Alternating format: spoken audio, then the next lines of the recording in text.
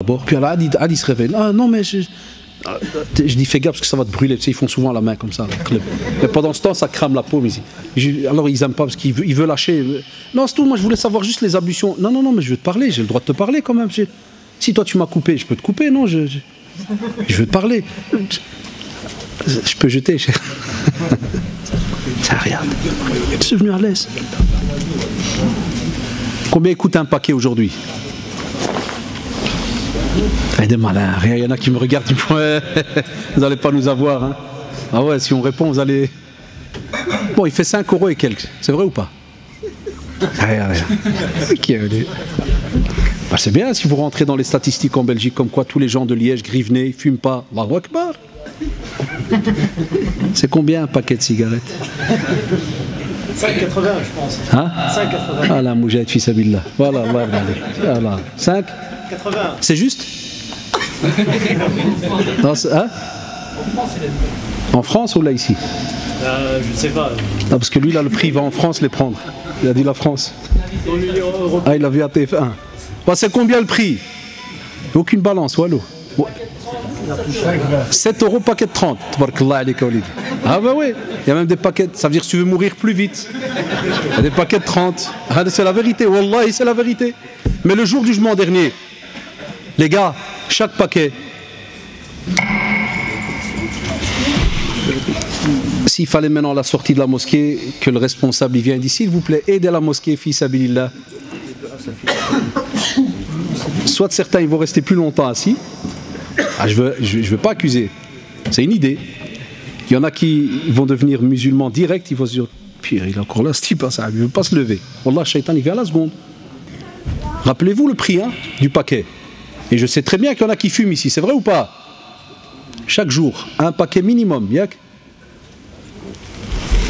Le jour du jugement dernier, ça fait combien d'années de cigarettes? Moi j'ai tout le temps fait avec mes copains du quartier, je faisais tout le temps ça, je prenais un billet de 5 €, avant c'était les francs belges, et ça marche à tous les coups. Comme ils me connaissent, ils savent que, comme ils m'appellent l'imam, des fois j'arrive, je viens chez eux, salam alaikum, Dalali, tout va bien, ah, ça va, Bekhir, puis je prends comme ça 5 €, puis je dois, puis je fais, Abdel, donne-moi comment ils appellent ça, donne-moi un briquet. Monsieur Hadash, tu fais? Je fais, je fumais. Tchouf la fitra, Allahu Akbar. Qu'est-ce qu'ils disent? À la seconde. Ah non, non, ça se fait pas, monsieur. Je dis, pourquoi? C'est haram pour moi? C'est halal pour vous, c'est haram? Ah, c'est pas ça, mais non, non, monsieur, il faut. Mais donnez-moi une cigarette, les gars. Et il y a toujours un qui te connaît plus ou moins de YouTube. Il te fait. C'est pas Hadash? Je fais, ouais, qu'est-ce qu'il y a? T'as pas un joint, t'as rien. Vite, vite, ça vite. Et ça marche, wallah, ça marche à tous les coups. Chouf la fitra. Qu'est-ce qu'il dit? Sortez-moi un texte qui dit l'imam, il peut pas jointer, mais drari, ouais. Ah, sortez-moi un texte. Wallah, testez, vous allez voir, ça marche. Comme ça, il te fait. Non, non, cher, non, non, non. Ah non, non, qu'est-ce qui se passe, monsieur? Je fais quoi si c'est bon pour vous? Ben, ça peut être que bon pour moi, les gars. J'ai besoin, je suis asthmatique, j'ai besoin d'air. Donne! Tu fais non, non, monsieur. Ouais. Ah, il y en a qui comprennent vite à la seconde. Ah, ouais, monsieur, c'est bien. Allah yafou, Allah yafou. Ah, Allah yafou. Vous savez, pour ceux qui ne sont pas arabophones, Allah yafou, c'est qu'Allah pardonne. Ou bien d'autres, qu'est-ce qu'il dit? Tu dis arrête, il te fait Inch'Allah. Donc, Allahu Akbar. C'est vraiment la schizophrénie, mais totale. C'est je fume parce que c'est Allah qui veut. Et si Allah subhanahu wa ta'ala il veut que j'arrête, ben, il va me dire je vais arrêter. C'est Inch'Allah. Dans quelle religion il y a ça? Dans quelle religion tu as le Seigneur qui te demande de ne pas faire quelque chose, mais c'est lui qui te donne quand même de... C'est quoi ces explications? Est-ce qu'on rigole pas de la religion à Shabab? Et tout cet argent ne va pas être questionné? Tu prends 5 €, tu veux les brûler devant quelqu'un. Est-ce qu'il va accepter de te laisser faire ça? Est-ce qu'il va te laisser? Il va dire quoi? Tu es fou. Elles sont en train de parler entre elles. Les frères, ils demandent pour que les sœurs ils diminuent un peu le son, parce qu'ils m'ont demandé de crier, mais si elles parlent entre elles, c'est pas logique. Je vais tomber dans les pommes dans 2 minutes, et c'est vrai qu'on entend, ils discutent. Par respect pour les autres sœurs aussi, s'il vous plaît. Donc, il y a les jeunes. Je vous ai dit tout à l'heure, j'ai eu un proche. J'ai un proche, wallah, qui, ça prend quelques minutes, il était normal, jeune, comme tout le monde, je le connais bien, très proche de la famille. il va à l'école, comme on dit les petits jeunes, la normale, puis fréquentation, c'est le point que j'ai mis juste après l'alcool. Fréquentation. Fréquente des qui fument. Ah non, c'est rien, non, mais je fume pas, non, s'il te plaît, fais attention. C'est des habitudes, kada. Taïb, connaissez le système, commencez à fumer. Après, les petits problèmes sont passés au joint. Le shit, la toche et compagnie. Yak. Après, le skin, il est passé cocaïne. Héroïne, les braquages, parce qu'il faut de l'argent, prison, et il y a 5-6 ans, il s'est suicidé. Le cerveau, il a pété complètement. Quand je lui rendais visite, il me dit ouais, le FBI, Kada, on me cherche. Il s'est suicidé, parce qu'il est à la gare. Le train, il est passé, il a sauté. Ah, vous avez remarqué, quand on raconte ça, tout le monde est un peu touché. Tu te dis, mais vous savez très bien que beaucoup d'entre nous connaissent plein de jeunes là-dedans. Et il y a peut-être d'entre nous, maintenant, qui jouent avec le feu avec ça. Parce que quand tu t'habitues à fumer quelque chose et ça te donne un certain plaisir, entre guillemets, ou bien, soi-disant, ça te relaxe un peu. Le jour où tu es dans un gros problème, tu sais ton cerveau et Satan, où est-ce qu'il va te pousser? Il va dire, tu veux te relaxer, prends vite 2, au lieu de 1, prends 2, vite, vas-y, tu vas voir, tu vas purer, tu vas respirer à l'aise. Tu vas te sentir bien. C'est comme ça que ça commence. Mais il ne va jamais te dire qu'un jour ça va te tuer. C'est pas son rôle. Parce que le rôle de Shaitan Anawullah, c'est pas que tu ouvres les yeux. Vous avez compris le début de la conférence. C'est pas que tu ouvres les yeux. Et la fréquentation, c'est pas pour rien que le professeur nous donne toujours ce même exemple très connu, qu'on vous répète tout le temps dans les conférences. Il n'y a pas le choix, les gars. Et les sœurs, la même chose. Soit le parfumier, soit le forgeron. Point barre. C'est simple. Hamilul misk, nafiqul kir. Le prophète sallallahu alayhi wa sallam te dit, si jamais tu veux vivre bien, à l'aise, choisis le bon compagnon.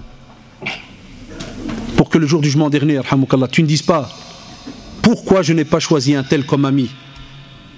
Et le prophète qui nous rappelle que celui avec qui tu vas être tout le temps, tu fonctionneras d'après aussi sa religion à lui, sa pratique, sa manière de vivre. Tu vas prendre de lui. Ça, combien de fois on rappelle ça à nos jeunes, à nos petits, et des fois ils ne nous comprennent pas. Ils croient qu'on leur veut, je sais pas, qu'on leur veut du mal ou Allahu a'lam. Ils veulent pas, ils acceptent pas. Pourquoi? Parce que, subhanallah, la fréquentation à Shabab, c'est un corps vis-à-vis d'un autre. Et les spécialistes, ils te le disent, le corps humain, c'est comme une éponge. Wallah, on n'imagine pas les jeunes. Le corps humain, c'est comme une éponge. Quand tu t'habitues avec une personne, des fois même les habitudes de l'autre, tu les prends. Ça devient ton ami. Tu fais plus attention à certaines choses. Même certains traits de caractère qui pouvaient être mauvais, tu commences à t'habituer. Pourquoi tu dis, ouais, mais il est comme ça? On entend souvent ça. Oui, mais il est comme ça, il est comme ça. Là, et le corps, il s'habitue. Et Satan, Allah, est aux aguets. Jusqu'au jour où il y a une erreur. Un exemple, cette année, je ne sais pas si vous suivez les faits divers, chez nous à Bruxelles, 4 jeunes, Turcs et Albanais, qui étaient ensemble en voiture, la nuit, ils ont roulé un peu vite, ils sont passés d'un pont, ils sont morts les 4 d'un coup.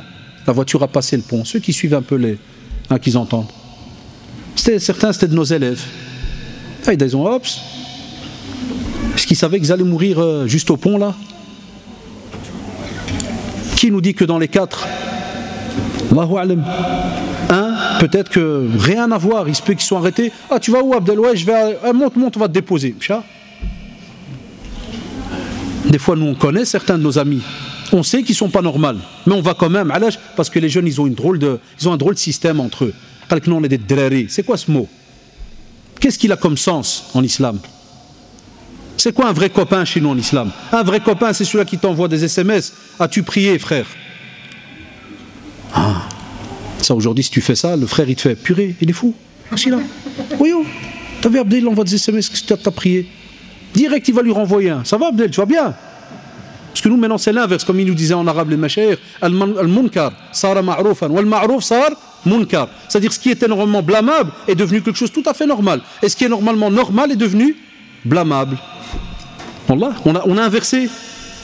Ou bien on l'appelle le jour en classe, et je demande après un élève, parce qu'il s'est absenté 2 semaines, et puis un autre, il me fait, ah, frère Muse.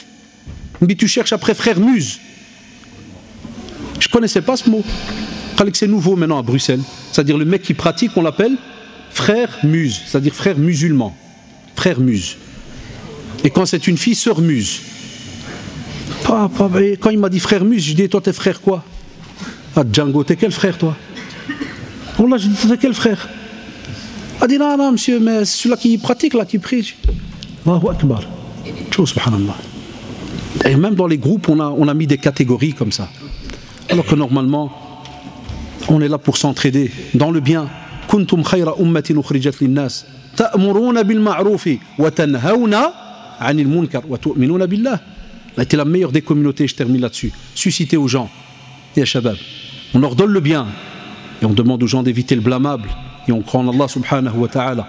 Donc ya shabab, on a un tas de petites choses auxquelles il faut faire attention et comme vous l'avez remarqué, toutes ces petites tentations et autres, elles vont graviter autour de nous. Elles vont graviter, elles ne vont pas nous lâcher, wallahi. Mais, alhamdulillah, le musulman qui a un mode d'emploi, il sait ce qu'il fait. C'est comme lorsque tu vas et tu voyages, tu as un GPS avec toi, tu as préparé, tu as mis de l'essence, tu as fait l'entretien. C'est ça le long voyage aussi de la vie vers Allah subhanahu wa ta'ala. C'est qu'il y a un entretien journalier. Ou sinon, comme a dit Allah subhanahu wa ta'ala, وَمَنْ أَعْرَضَ عَنْ ذِكْرِي فَإِنَّ لَهُ مَعِيشَةً ضَنْكًا. C'est le mot de la fin. Allah subhanahu wa ta'ala dit, si jamais ma voix, ma parole, c'est celle-là, et toi, a'rada, toi tu choisis une autre voie, tu laisses ce rappel et tu vas vers un autre. فَإِنَّ لَهُ, qu'est-ce qu'on a dit tout à l'heure? Sûr et certain. Qu'est-ce qu'il aura? مَعِيشَةً ضَنْكًا. Il va vivre durant cette vie, mais une vie remplie de problèmes. Ça veut dire qu'il sera rempli d'angoisse. Il sera pas bien. La preuve, vous en connaissez, des gens, même s'ils ont des salaires, ceci, cela, et le type, il n'est pas bien. La sœur, elle n'est pas bien, tout le temps dans